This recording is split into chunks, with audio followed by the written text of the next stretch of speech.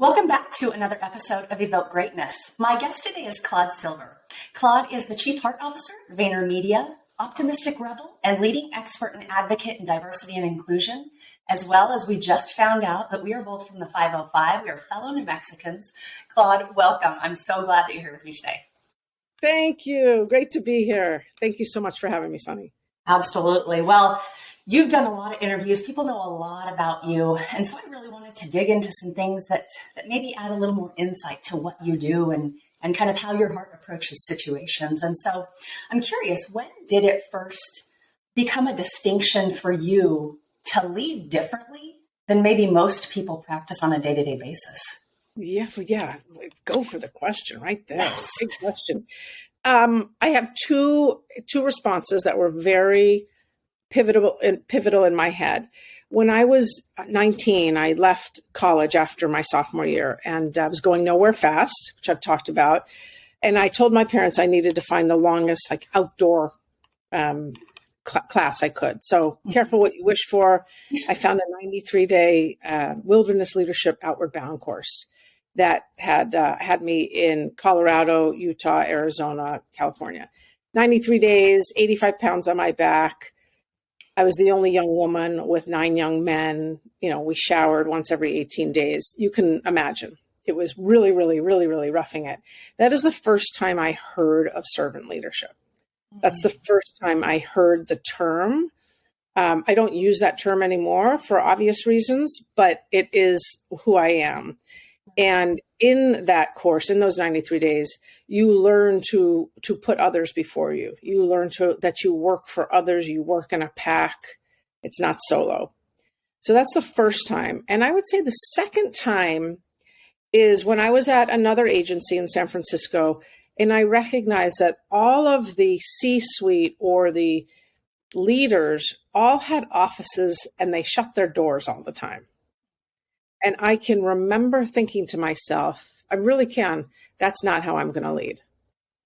And it just felt very exclusive. Of course, it was exclusive. And that was 2005, 6, 7. And those were different days maybe. But those two things really stick out to me in terms of, you know, I'm going to go a different route here. Yeah. And I think being exposed to that experience, especially the first one, you know, it resonates something with me. So I had I gave my mom a bit of a hard time, we'll just say, that's putting it mildly. And my mom had thought about putting me in this program called the Anasazi program. And it was very similar. You go out and who knows, you know, how that would have changed the course of my life. I finally got my head on straight, but it is experiences like that deeply and profoundly impact you.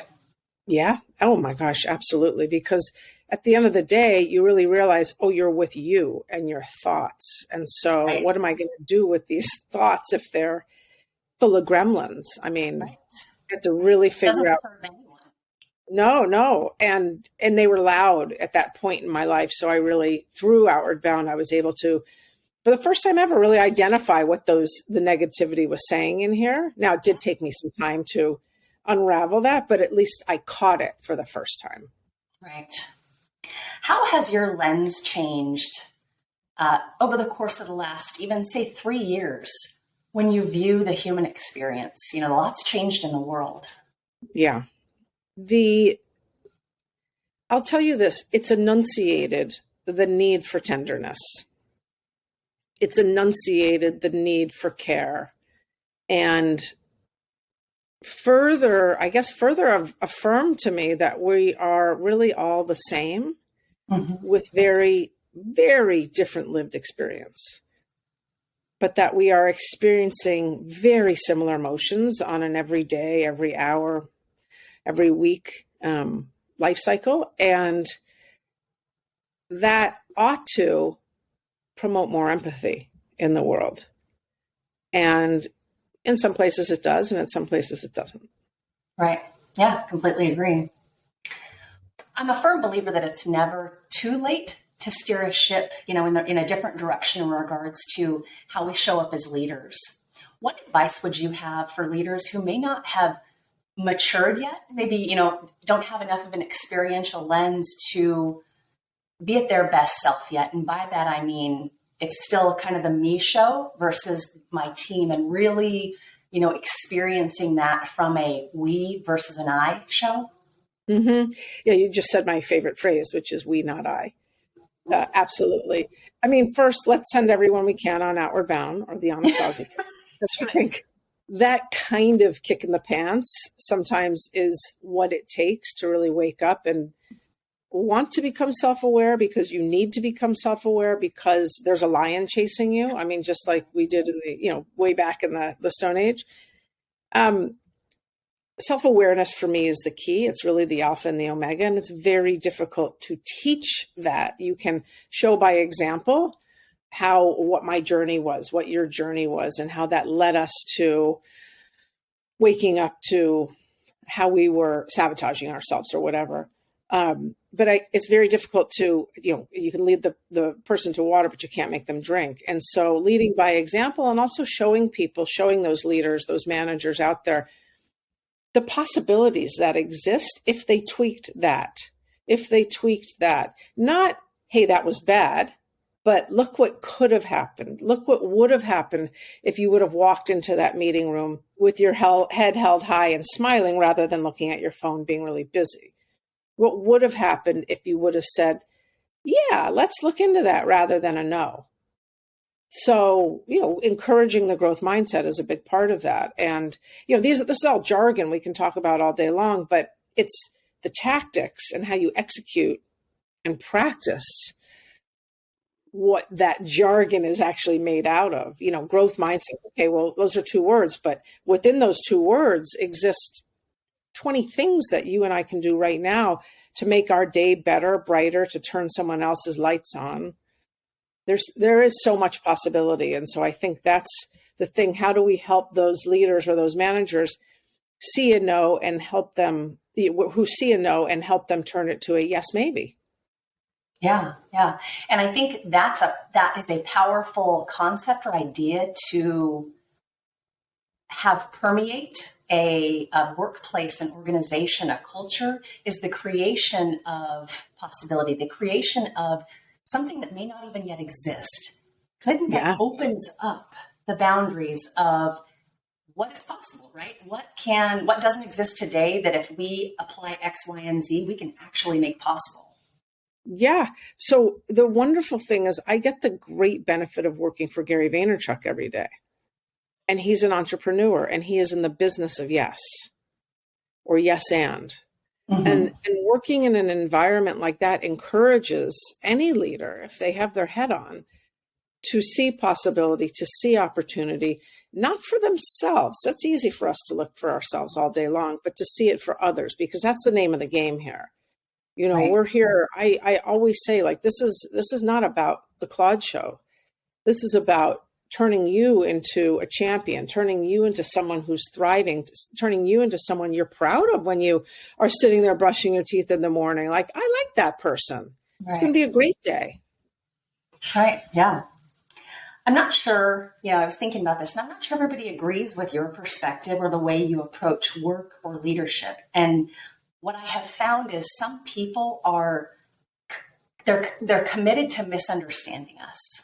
Right? And so how do we navigate that so as to avoid getting caught up in it, not feeding into that some people are just committed to misunderstanding you? I like how you said that, because how you said it has tenderness in it. It's not how it can sometimes feel on the screen when you read it, which sounds like can be very, very harsh and nasty. Everyone has their own unique way of looking at the world based on where they come from, what happened to them, how it happened, and how they feel today. Are they still living in the past and living in that trauma, or have they been able to take the PTSD and turn it into what's now called post-traumatic stress growth, growing from opportunity? So I don't set out to change people, I'll tell you that. And I learned that the hard way through relationships, being very codependent, as most of us are, especially in our younger years, trying to change that person. So I don't do that. I just continue going. I just continue moving forward. And I definitely understand that my way is not the highway for many people, and vice versa.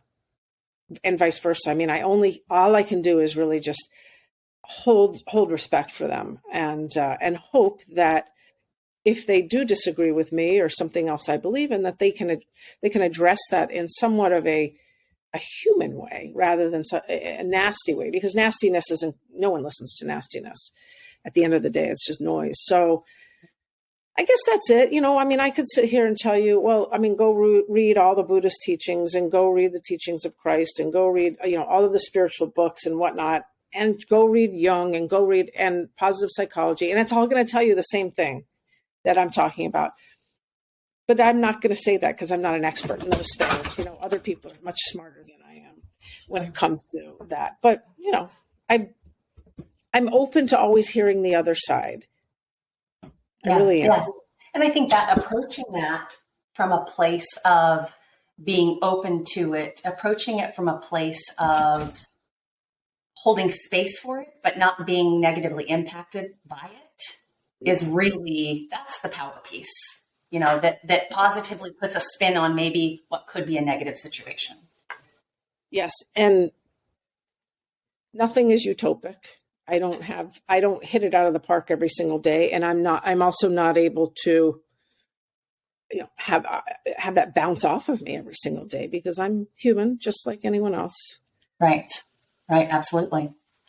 Shifting gears a little bit, looking at your daughters, what are some hopes that you have for your daughter's future as you look at it today?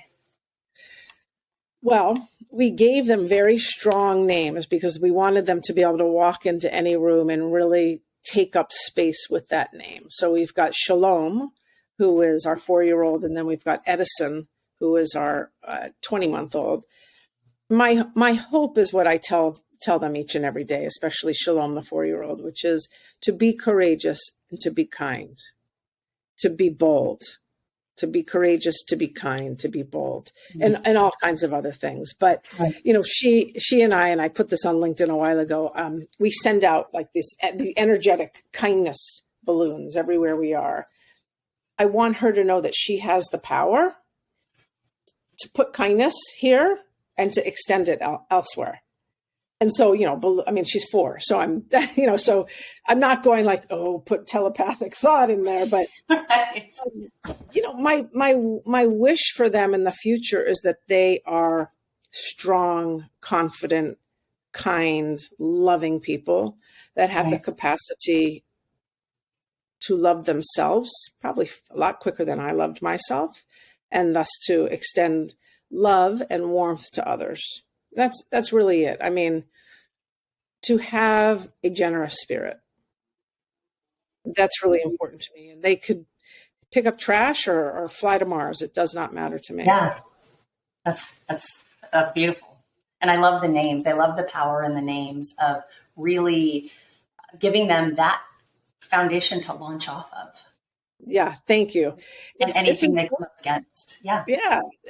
Names are so important. It took me years and years to like my name because it's a French name and it gets mispronounced daily. And it's, people say Mr. Claude, but then I finally got into the power of it. And there's something to be said about, this is who I am. It's my name. This is what I'm putting forward. What does a day in the life of Claude look like? What are some non-negotiable parts of your routine that you are just unwilling to skip out on? Yeah. So a lot of this happened when we had Shalom. I definitely was a workaholic. Her work was actually a habit in many, a hobby for me. And so when we had Shalom, I immediately put on my calendar, do not disturb before 9 a.m. and do not disturb after 5:30 p.m., which is unheard of. That would have been unheard of 5 years ago for me, but it's very empowering to do that. People know that they can get in touch with me. But my day is done. I mean, I've squeezed the orange as hard as I possibly can.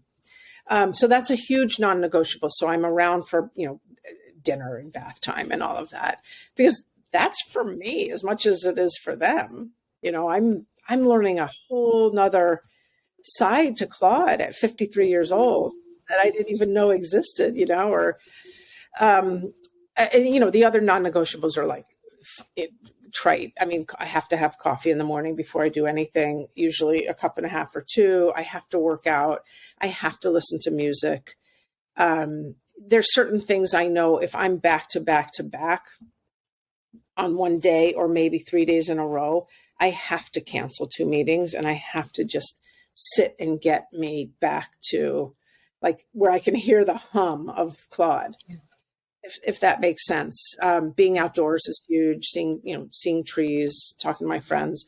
But like the real thing happened around having kids and the joy of the imagination that they have brought into my life. And now the imagination that we share together. I mean, last night, Shalom and I sat in her bed. It was pitch dark.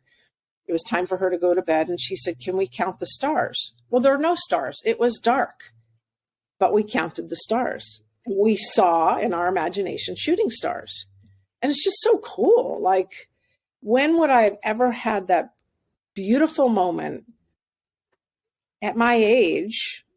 I don't know. It's just very cool. So that's like, they bring me home. Yeah. It's funny that the things that we do for our kids, right? That like the extent of the things. I have an 11-year-old and through COVID, we really got passionate about astronomy, and we got all these apps and telescope, and we would go walk and we would hold this app up and see what was above us and what's below us. And it became this fascination of wonder that we both really loved and enjoyed. And a few months ago, there was a lunar eclipse. And so he said, "Mom, the lunar eclipse is at, I don't know, like 2:32 a.m. And so I need you to wake up and I need you to wake me up and we're going to go out back and lay on the trampoline and watch it." And I was like, "Oh, wow.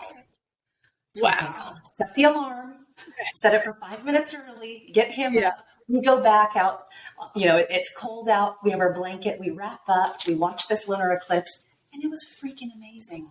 And I thought, I'm so grateful, to be able to wake up at 2:32 a.m. with my 11-year-old son who wants to watch a lunar eclipse with me. With you. Yeah. So, it's, there's gratitude is exactly how I feel. That's a beautiful story. Yeah. What surprises you most about human resiliency? Wow. I mean, the ability to get back up after you've fallen down or been pushed down time and time and time again. Not the first time, not the second time, but the 20th time. Mm-hmm. That we as human beings have it in us to say, "I'm not done yet. This isn't going to be the last of me. You haven't heard the last of me. This isn't how it's going to go down." And, we can knock ourselves down. We can get knocked down. Life can knock us down, name it. The act of not turning into a victim takes a heck of a lot of resilience and strength and self-awareness to not go into victimhood. I can't, that happened to me, poor me, poor me. And I think that is actually one of the most incredible things, those people that, and those of us that can be the phoenix and rise out of the ashes once, twice, 3 times, and keep coming back. Yeah, absolutely. That's a wonderful question, a really wonderful question, because I don't know if enough is said about our ability, every single one of us, and our ability to rise up. And we don't have to do it alone. And that's kind of like the asterisk I want to put right there. In what ways do you seek to stretch yourself or get uncomfortable? Another great question. Gosh, okay, being a parent for sure is a huge stretch. Having a healthy relationship when you're parents is another huge stretch. And also, I think having very candorous conversations in the workplace or with friends that are from such a warm heart and a good place and still being able to deliver that information, because the person needs to know, they deserve to know. And so, we always say feedback is a gift. When we withhold feedback or observations or opinions from, Joe, well, it's sabotaging Joe, and it's really minimizing who we are. So how do we reverse engineer that, knowing that what I want to do is turn Joe into a champion, turn him into a person that can fly like an eagle. And I believe my subjective feedback would be helpful. Mind you, it's subjective. Right. So I have to stretch. I have to really stretch to have that conversation and say, this is a vulnerability here. Or this is, the fifth person that's come to me to say that the way you speak to them is really hard and harsh, and it's lacking a lot of compassion. I'm the messenger there, but I'm also there not only to deliver, but to help them unwind and unravel that. So I have to be prepared with all of my senses, quite frankly, to kind of move and shake however that person receives the information. Or if they don't receive the information, I have to be able to see around the corner so I can somehow get it in over there. Yeah.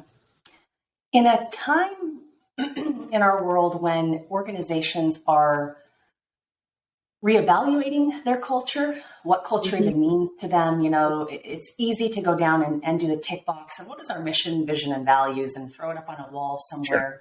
Sure. But I think there are truly some organizations that are wanting to peel back the layers and get deeper and start a shift. Or maybe the old leader is out and a new person is coming in, and they're really trying to make a positive impact in the world in which their people live, and function for 8+ hours every single day. What guidance would you have for either a new leader or a leader who is committed to a shift in the betterment of their culture? The first advice I have is one that I walk as well, which is being vulnerable and choosing to share things about me or my past or my hesitations or downfalls with certain things, because I'm not any different. So if I'm the leader, it's important for me to get real so that they can get real, and we can create a space where people feel safe. First and foremost, they feel psychologically and physically safe. That has to happen. You have to have that in order to build connection, belonging, trust, you name it. And then I think it's really important to look at the team in front of you, or look at the people in front of you and identify whether or not it is a group or a team. There's a big difference between group and team. In a workplace, my hope is that we are a team. That doesn't always happen, especially when you're dealing with silos or on or off the island, or politics. You don't come here. I'm not going to share my information with you. So you have to get really real about, like, who are we and who are we today, and who do we want to be tomorrow, and how quickly that change can happen if there are willing participants that are wide awake as you are, walking into it with the eyes open rather than sleepwalking. So I think that's the first thing, which is really just being real. And you and I can open up any HBR Inc. LinkedIn post today, and it's all going to be on the 3 leadership tips, the 3 skills that you need, the this and that, what to say to be a mindful leader. And then we're all talking the same thing, right? Which is getting real, which is getting in touch with yourself, which is being, I can use the word authentic. I can use the word real, raw, like being able to self-regulate your emotions, of course, but taking people with you on a journey and having a vision to where you're all going together. That is helpful. People want to know where they're going, especially if they're about to open up to you. Right. Right. When you think about, we all have a limited time here on Earth, right? And thinking about that, what is something that you want to ensure that you create or achieve or contribute before you go? Yeah. I mean, I really, really want to be part of the elimination of shame in this world. And that will take lifetimes and lifetimes, but if I can be part of it, which I do feel like I can take a small part of it, that's huge. And also as a parent, that's huge. And, I said in the beginning, bringing more tenderness, like bringing a revolution of tenderness, of care, of, not an eye for an eye, just the ability to turn the other cheek. As you said, what do you do when you see people that disagree with you? Well, they disagree with me. So everything that I'm talking about isn't, soft, ooey gooey honey. It takes strength, right? And it takes real willingness and commitment to honing your skills and honing your like your determination. If I want to rid this world of shame, well, then I better start with me. Okay, I've spent a lot of time on that. I can tell you that it's pretty much gone, but you and I could, on another conversation, I can go right back there, right? It's easy. But shame is a killer and it's a blocker. And there are so many people that live in isolation and loneliness, in addiction and whatnot, because that fear of not being wanted, liked enough, because they did something so wrong. And you and I are not the judge and jury of what they did is wrong or right. I can only judge myself.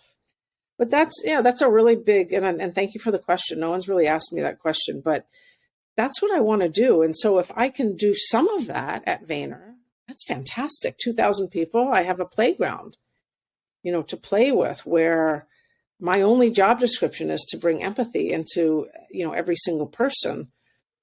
And I also need to remember, I don't get it right all the time. I don't. There's no way I could. And I have to continuously commit and be consistent with my way of being. And I'm a firm believer that we are shaped in life not by the peaks, right, of our wins and our successes and all the pretty, Instagram highlight reels. I'm a firm believer that we're shaped a lot in the valley.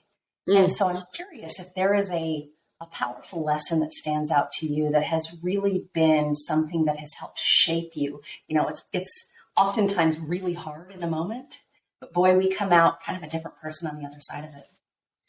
Yeah. I mean, one, I have to say Outward Bound was the first pivotal moment for me in my life. I was, like I say, I was going nowhere fast, drugs, bad decisions, bad boys, and I really had to wake up and say, this isn't how it's going to go for me, but I don't know how to get out of this until I get away from everything that is consuming me or enticing me. That was a really, really big moment. I mean, waking up at coming out of Outward Bound and waking up one day or coming back from, I was a bartender, and coming back from that night of bartending one day and saying to my parents in the night, I have a problem with cocaine and I'm going to get this fixed. Mm-hmm. That was pretty difficult. Yeah. And then the next day, this is back in when you had phone books, but the next day, Santa Fe, New Mexico, looking up and it said Cocaine Anonymous. And I went. And somehow, I don't know how I went. My eyes were so shut from crying. But somehow I got there. And that was a big wake up. And those meetings were very helpful for me, because those meetings, and any meeting like that, I think is what reminds us or opens our eyes up to the fact that we are all so similar. Right. I mean, I was a 22-year-old kid sitting there with, much older people that, were snorting glue when they were 4. God, I'm so sorry for them. But I didn't have a whole lot of difference except for my life experience. So that's why I go back to always saying there is no difference. And I'm always, and you are, one step away from that. If we don't have our wits about us and keep committed to who we are and where we're going and how we want to be. How do I want to show up every single day? Right. And fortunately, it keeps on happening. I keep on showing up the same. And that's a big part of, I think, a happy life somewhat is the consistent life. Consistently showing up in this way.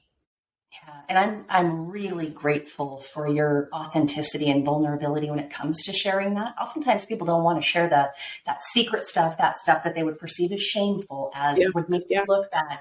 And I think when we talk about those things, it was really kind of the premise of creating this podcast was, how do we talk about all the junk in between where we started and where we are today? Yeah. And really, allowing it to come out, but it allows people to see you as a person.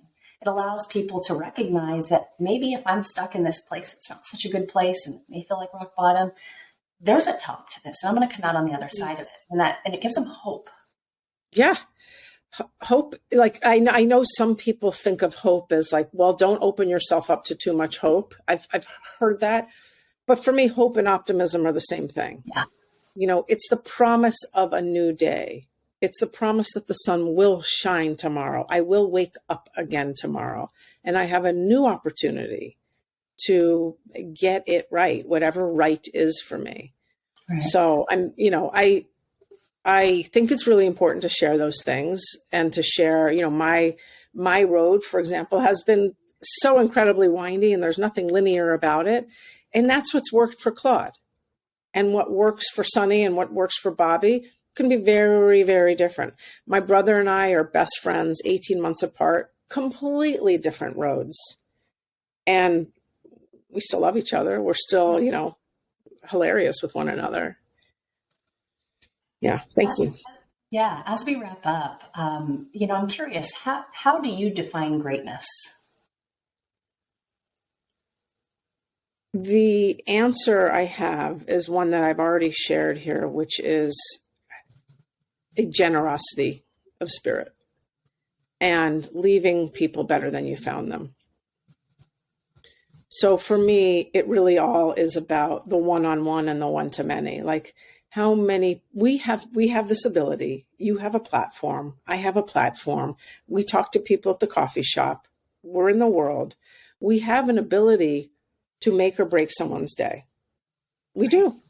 Just with a look, just with a smile, just with a wink, just with saying nothing in the elevator. And again, this takes practice, but I want everyone to have all the wonderful fortune that I've had of the generosity that's been brought to my life by family members and friends and Gary and partners, kids. So I think of it as great. I define greatness as really being able to unlearn a shitload and have a very generous heart and one that I know is meant to serve.